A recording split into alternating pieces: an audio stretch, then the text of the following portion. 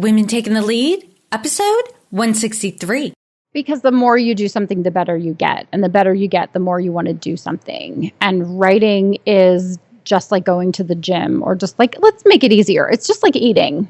You don't eat one meal on Sunday and then go, whew, thank goodness that's done. You have to eat consistently. You have to write consistently. And the more you write, the better you'll get. The more easily you'll crystallize your thoughts and be able to put them on paper. Hello, my name is Jody Flynn and welcome to Women Taking the Lead, where we are all about creating blasts of inspiration to help you overcome self-doubt so you can lead with confidence, integrity, and a sense of humor. Head over to womentakingthelead.com to join the community and get the resources to support you on your leadership journey. Now, your future awaits, so let's get started. Every child wants to be the hero of their own story. At JulesCustomBooks.com, your child plays the central role in every book, bringing joy and delight when they hear their name and those of their family and friends. Visit JulesCustomBooks.com to make your child the star of the show.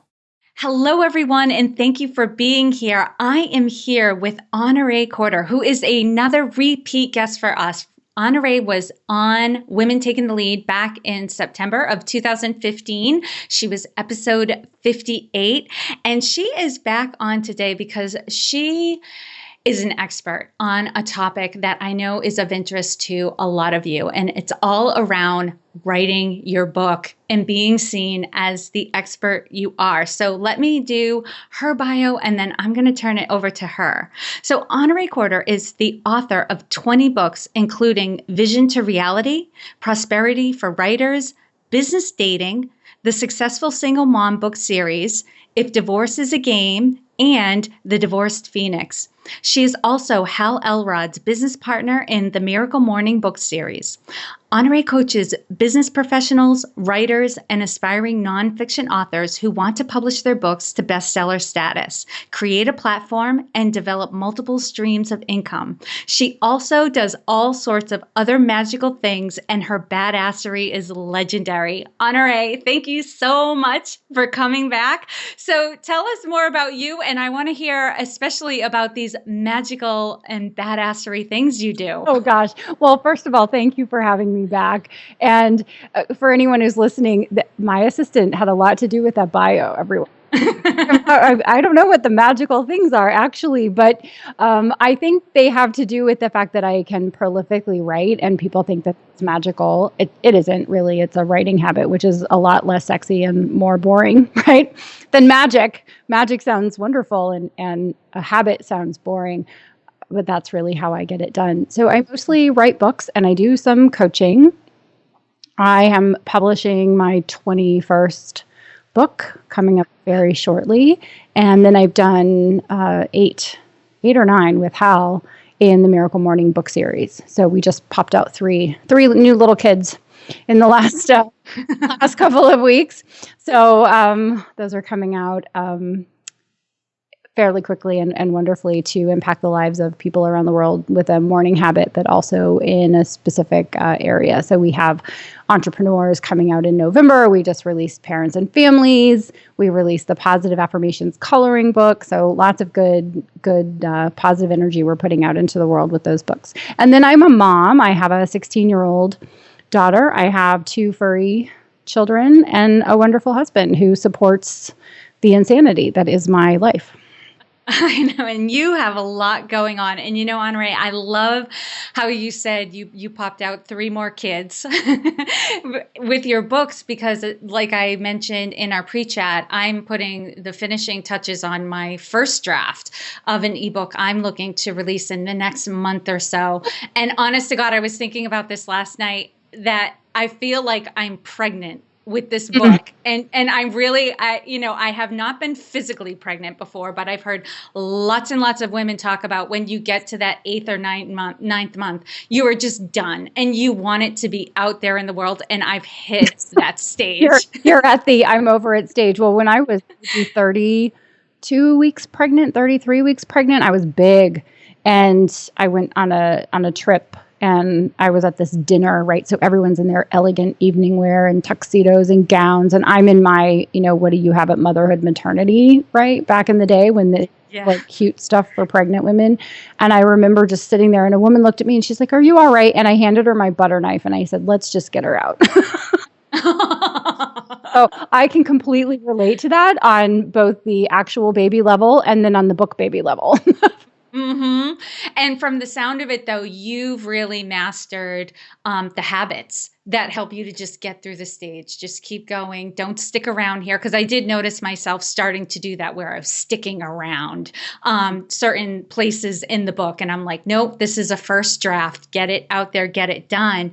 And after, 20 something books, you came out with your latest book, which is directed at people who want to write a book but haven't written a book yet. And I know there was inspiration for the book that I wanted to write. What inspired you to write this book? I thank you for asking that question. I get so many of the same questions, and the basis of any book is really that knowledge that you're passing around one-on-one or one-on-two with people. And so You Must Write a Book was born from me having the same conversations. People would say, "Oh, you've written a book. I've always wanted to write a book, but I don't know where to start." What do I do? How do I write a book? When do I write a book? What do I do with it? How do I make sure it sells? And how do I make sure it sells me? And what are all those things that someone needs to know and to do? And there are lots of books on writing habits. Like, how do you develop a writing habit so you can write a book? There are books on how do you market your book or how do you promote your book? And books on craft. I didn't think that there was a book that really walked, and this is my avatar for this book, that walked my avatar, my ideal reader, through the process of saying, I want to have a book. And so what do I need to do today and tomorrow and the next day and next week? And how long will it take me? What's the schedule of events? And how do I balance writing with the production pieces, the book cover and the layout and design and the copywriting and the editing piece? When do all those things happen? And who do I use? And how do I know that they're good? All of these questions I was constantly being asked, and there wasn't a guide that I found that was user or reader friendly. If there was one, it was 1,000 pages. And see, a professional has time to read 1,000 pages. And I'm more of a no BS kind of person where I just kind of say, do this and then do this and then do this. And so I found myself having people ask me those questions. And then some people would hire me and say, I want you to coach me through this process. And I'm a high ticket item and not everyone can afford that. And I really believe in bringing my knowledge to as many people as possible. And the best and fastest and easiest way to do that is through a book. I love that you said that, because that was exactly why I wanted to write my book, because I'm a high ticket item as well. Not everyone can afford private coaching, because it does, and this, it takes up a lot of your time, and your time is valuable. Not that you're not willing to share it, but for one person to have that time, it takes away from your ability to earn income. And so it's a higher price point, and I knew not everyone could afford it. So I wanted to get it out there. And I want to go back to something that you hit on, because I know this was something I really gave a lot of thought to as well. And I know that your avatar needs to think about this as well, is the avatar itself. Like, you really have to have a person in mind who you're writing that book for. Who was your avatar? How did you describe it going into this project? Well, my avatar is a real person. It's one of my business coaching clients that I've worked with for years. And I was writing the book for him because I have been convinced that he should write a book. And I've told him he needed to write a book. And so finally I have a book with his name in it telling him he needs to write a book. And I describe that entire process in the book. How do you craft an avatar? What qualities and characteristics does your avatar either have, or you can have a fictional avatar? In other words, your avatar is also code for who is your ideal client if you're writing the book to sell your services. Mm-hmm. Awesome. Yeah. And I think that it helps, like the frustrating parts of the books. I know when I felt like I was getting tangled up in thoughts, I would take a step back and be like, go back to the woman you're writing this book for. What does she need? What does she want? And that just brought so much clarity to the writing. But I want to hand it back to you, Honorée, because I'm curious, from your book, what are some of the strategies? Like, the person listening to this episode, they haven't even started their book, but they know a book is in them. They know it could help them. What are some of the strategies you give in your book that would help them at least, like, get over that first hurdle of just getting started? Well, I address the main hurdles, which tend to be, I don't have anything to say, or who am I to write a book? Or, okay, so if I could write a book, what would I say in the book? What would I say that nobody else has said? Or what's so important that I need to talk about? And then when am I going, I'm already using all 24 hours of the day. When am I going to fit it in? And I address each of those. But I can talk to any or all of those right now if you'd like. Yeah, if you have some high points for those, because, just to give people a teaser, because your book is out there, it's going to be available, but what will they find in there? Well, I think the first thing is, who am I to write a book? Why would someone want to read my book? And the best answer to that is, if you've ever read something and it really hit you, and it wasn't the first time you'd heard it, it might not even have been the fifth time you've heard it. You've heard it over and over again, and yet you read this one book in particular. It could have been an interview, it could have been something else, right? But you had that one piece of information that you've heard from other places, and you hear it this time and it goes all the way in. It touches you at a cellular level. Well, that's the knowledge that you have that needs to go into your book, that needs to get into the hands of someone else. In other words, people are hearing probably the advice that you're giving, and they just haven't heard it from you. So I think that that's really important. And I love that you said that, because I hear a lot of people say that, like, well, this has already been said, or this is somebody else's idea, but we never output exactly what we've taken in. It always goes through our filter, and we share our experiences and our stories and our take on a certain concept or idea, so that other people can connect with it in a new way. And I'm sure you've probably heard people say this to you as well, like, I've heard that before, but I've never heard it said that way. And that's what provides new insights for people. Right. People need your knowledge and your insights from you in the way that you would explain it to them. And there is a certain group of people that are just waiting to hear it. And if you don't write your book, then how will they ever get that information? How will they ever be inspired to take action in whatever way you are going to inspire them through your book? They may never. Yes. And, Honorée, I'd love for you to speak to this as well, because sometimes I hear people say, well, I'm doing a lot on social media. I'm really getting the word out that way. Or I'm writing on my blog, so all my writing's going there. So, people really aren't reading books anymore. They're listening to audios and podcasts and, books on tape and all of that. So why would I, make that sacrifice to carve out the time to write a book? What would you say to that? Well, I have the answer to that one.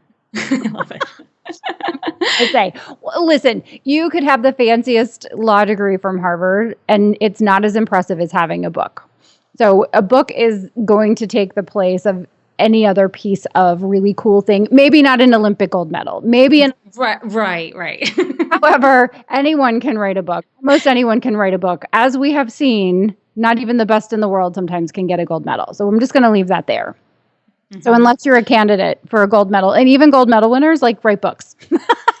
Right. After they get their gold medal, they get a book deal. So we're going to come back to having a book is a replacement for a business card. It is leaves no question in someone's mind whether you're the expert that they need to hire, they need to engage, they need to listen to. Okay. So having a blog is wonderful, and doing a podcast is wonderful. Having a newspaper column is wonderful. Having a certification is wonderful. It's just not as impressive as having a book. It's the last bastion of awesomeness. I love that. Yeah, and it does open a lot of doors for you when you say I've authored a book. Like when that's on your bio or your resume, people are like, oh, okay. They automatically assume you are an expert and you know what you're talking about because you took the time to put it into a book. Correct. And it goes where you will not go. It will connect you with places you might people in places you might never get to. Your book can travel, especially digitally now. When you said you were working on an ebook, that's brilliant because between the major platforms that are available for self-published authors, you can publish in 190 countries. You have to leave now to get to 190 countries before you die. It's so true. All right, Honorée. So they're listening, they hear you. Okay, they want to write a book. but they don't see themselves as writers.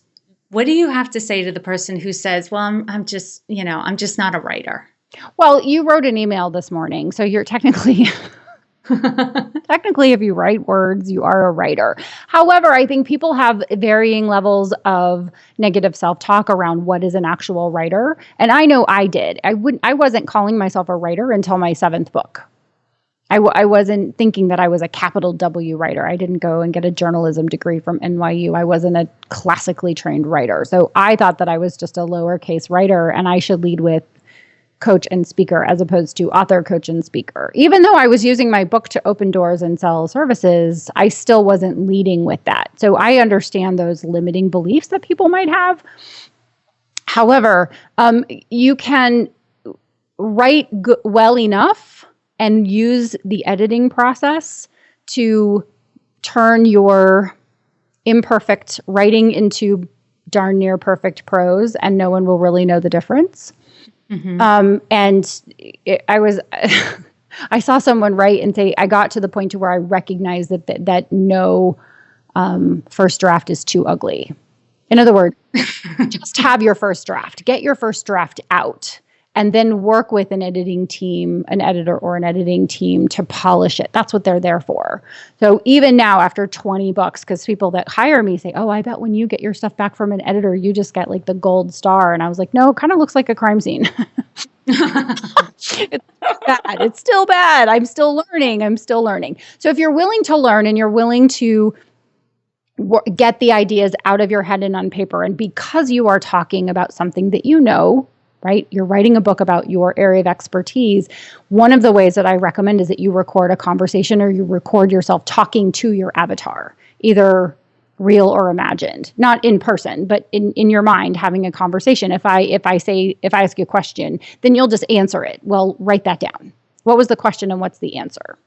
That's kind of the bones of the book. Now, you do have the option of using a ghostwriter to help you with the process, and ghostwriters will run anywhere from, on the low end, $10,000, on the high end, $250,000. So there are varying degrees of ghostwriter and varying degrees of prices of ghostwriter. And then there's another option, which is available as well. And Tucker Max is a very well-known self-published and now traditionally published author, and he started a company called Book in a Box.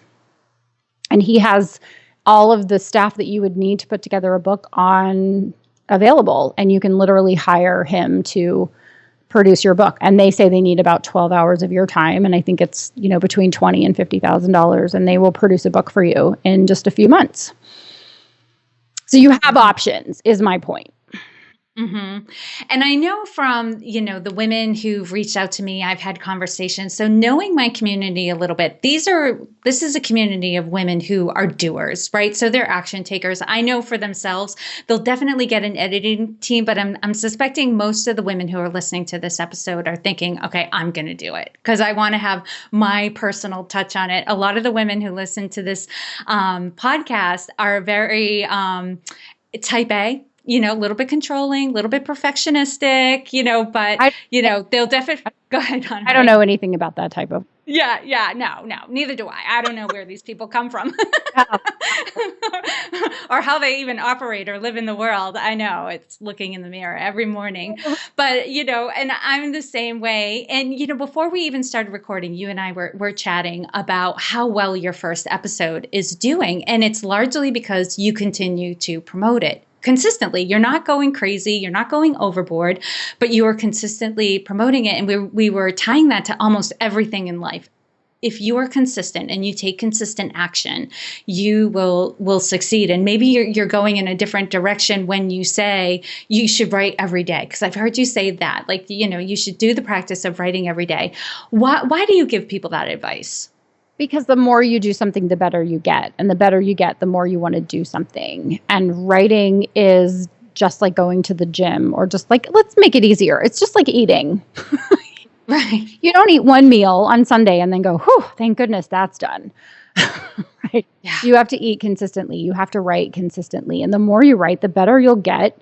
The more easily you'll crystallize your thoughts and be able to put them on paper.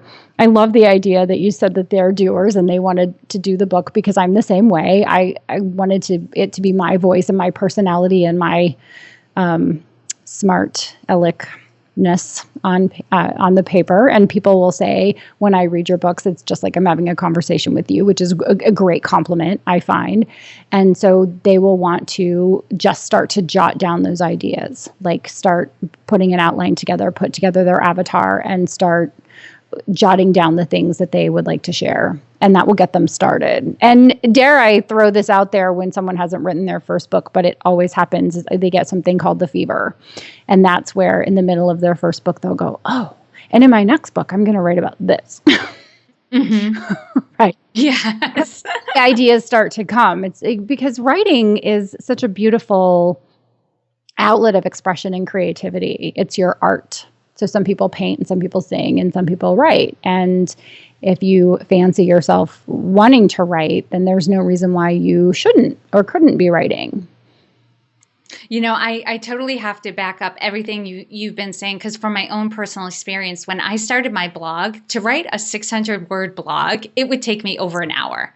And when I was done, I would be exhausted. Like I had, squeezed out every last word I could possibly get onto the page. But in the process of writing my own book, I found that I could write 1,000 words in an hour.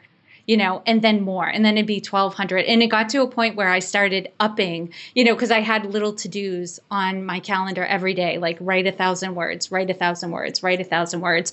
And then pretty soon I started changing it to write 1,200 words, write 1,200 words. And then one day it was like, write 2,500 words. And I knew I could do it, because I had slowly been, it had been growing naturally. And I found that, the thoughts just started coming out more consistently. And as a part of my natural writing, I was starting to outline exactly what was going to happen in the next chapter and the next chapter. Even though I had the overall outline of the book done, I found that as I was writing, exactly the way you described, it was like the floodgates opened and it just started flowing. I love that part of it too, because sometimes I just don't know what else is going to come, and I trust the process. I know that I'm going to start writing, and I don't even know what I'm going to write. And then the fun part is when I go back a couple of weeks later and I review what I've written before I send it to my editor, and I'm like, oh, that's actually kind of good. Where did that even come from? I must be tapping into the force. So it's good. It's trusting the process, but you don't trust a process that you haven't gone through yet. So you have to listen to the words of other people. And so just know that as you write down your outline, and I actually, in You Must Write a Book, I shared the original outline for the book, which was basically 7 or 8 lines. Here are the topics that I want to cover in depth in this book, but it was a very broad brushstroke.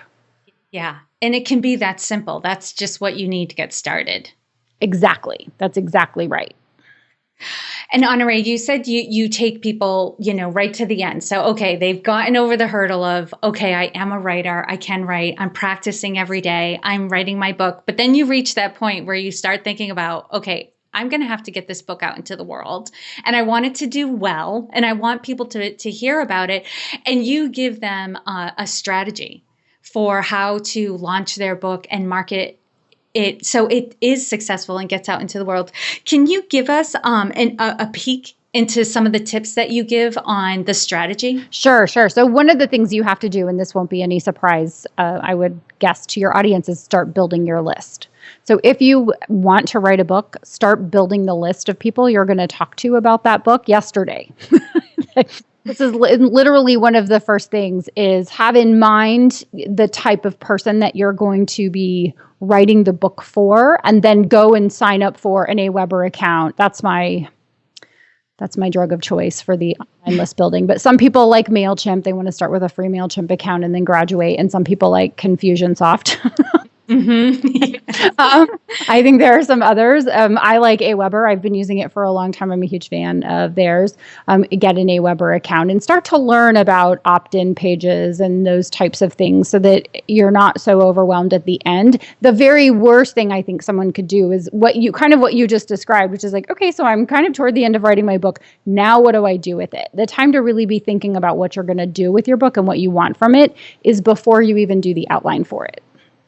And so a successful launch is predicated on having a number of people who are hungry fish. They're excited and ready to buy your book and read it and review it the minute you release it. So a peek behind the curtain is that a portion of those people that you are collecting their addresses would actually become part of your ART, your advanced review team.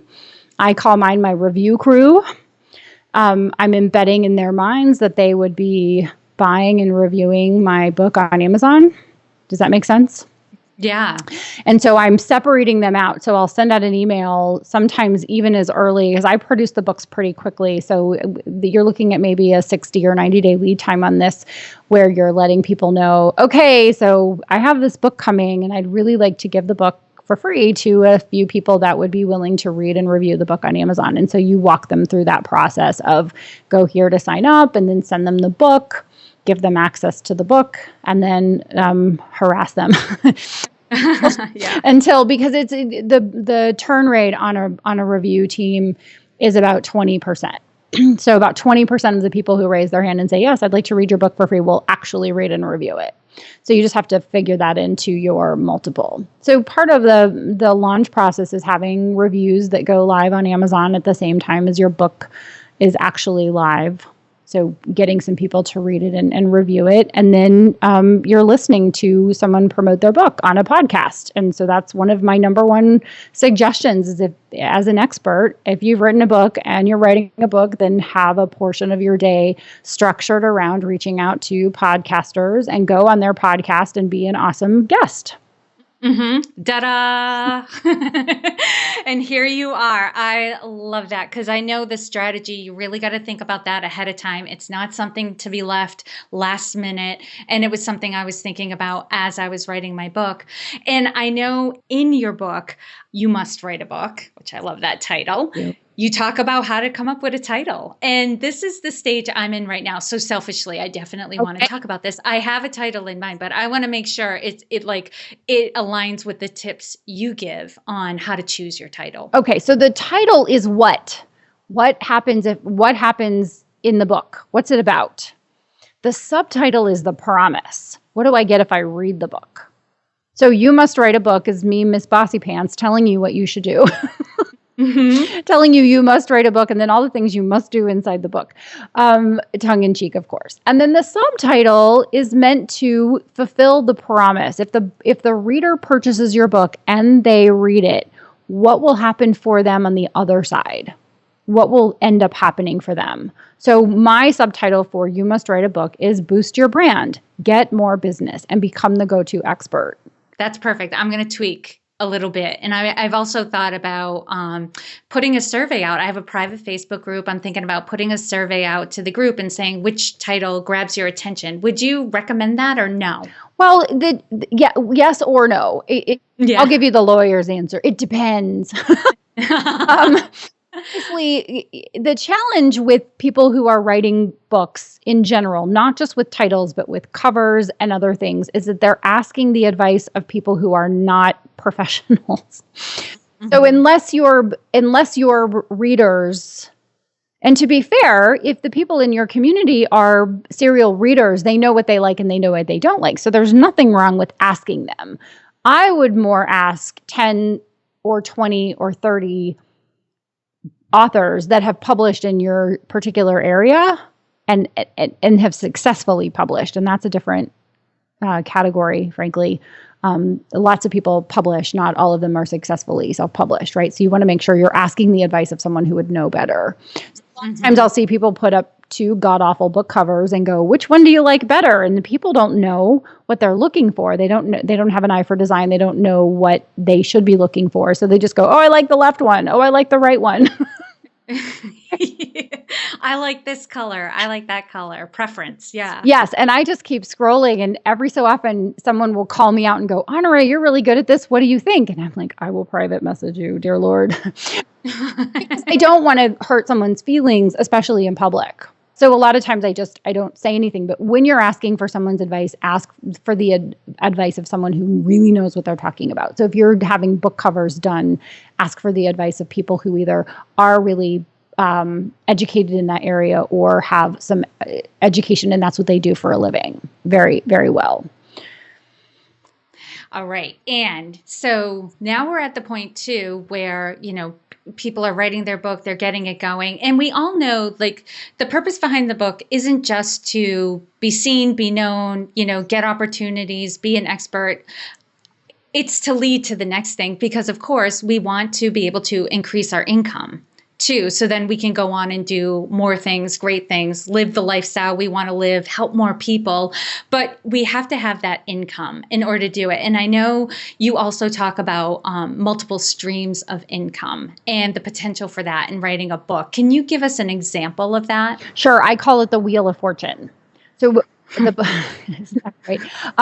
The book's content can be repurposed into lots of other wonderful things, such as a speaking gig, right? You can take your book and take a portion of it and turn it into a speech, a presentation, a workshop, a weekend, a teleseminar, a podcast. I mean, it's unlimited what you can turn it into just from speaking the words. You can also repurpose that content into a course or a workbook or a companion guide or a journal. So that what I found when I wrote Prosperity for Writers was that people were writing to me and saying, I got a journal and I'm writing all this stuff down. And I went, So I created a journal that was new original content, but also followed the flow of the original book so that they had a place to do the exercises. But then I also interviewed more people. And so they didn't feel like they were buying just an expanded version of the original book with some lines in it.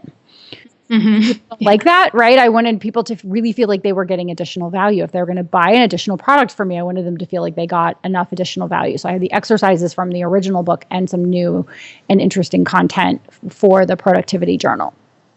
So you can turn it into more paper or more book content, more book products. And there are so many other things you can do: coaching, consulting, in many hybrids of those sorts of things. I mean, I could go on. I think there are probably 50 things you could do. I talk probably about a dozen of them in the book directly. Awesome. And that's all we needed was just a teaser so that people knew there were all these opportunities out there for the book. It's not just about being seen, being known. There's a lot of things that can help you do it, whatever it is you want to accomplish. I know everyone has different goals that they're heading for, but it sounds like a book is an avenue to hit all, if not nearly all of those goals. So that's fantastic. And Honorée, I feel like you've provided so much value to us. It's been so great chatting with you. And I know people are going to want to connect with you, find your book, hear more about what you have going on. So if you could, let us know what's the best way for this community to connect with you. Well, I'm everywhere on social media at Honorée. My website is honoreecorder.com. And if they want a sample of the book, they can go to honoreecorder.com/you must sample, just for the first couple of chapters. I love that. So those of you who are listening, go to honoreecorder.com and grab that book. And if that's a lot of information and spelling, I know a lot of you are driving and running around and doing stuff. You can go to the blog post that accompanies this episode on womentakingthelead.com. Honoree's page will be right there at the top. If it's not, just put in Honorée, Honoree. Her show notes page will come right up. You'll have all the resources for how to connect with her. And Honorée, once again, thank you so much for taking the time to inspire and enlighten us. We are all better for having met you. Oh, thank you so much. That's very kind of you to say. It was a delight to be with you. Thanks. Your website tells a story about your business. At Zebra Love Web Solutions, Millie and her team are going to make sure your website tells the story you want your customers to hear. Connect with Millie at zebralovewebsolutions.com to create the impression you want to make. Thank you for joining me on Women Taking the Lead. Are you ready to take the lead in your own life but need some support? Head over to womentakingthelead.com/contact to introduce yourself. And to strengthen you on your leadership journey, I'd like to send you off with a quote from Marianne Williamson. Our deepest fear is not that we are inadequate. Our deepest fear is that we are powerful beyond measure. It is our light, not our darkness, that most frightens us. We ask ourselves, who am I to be brilliant, gorgeous, talented, fabulous? Actually, who are you not to be? You are a child of God. Your playing small does not serve the world. There is nothing enlightened about shrinking so that other people won't feel insecure around you. We are all meant to shine as children do. We were born to make manifest the glory of God that is within us. It's not just in some of us, it's in everyone. And as we let our own light shine, we unconsciously give other people permission to do the same. As we are liberated from our own fear, our presence automatically liberates others. Again, thank you for joining with me, and here's to your success.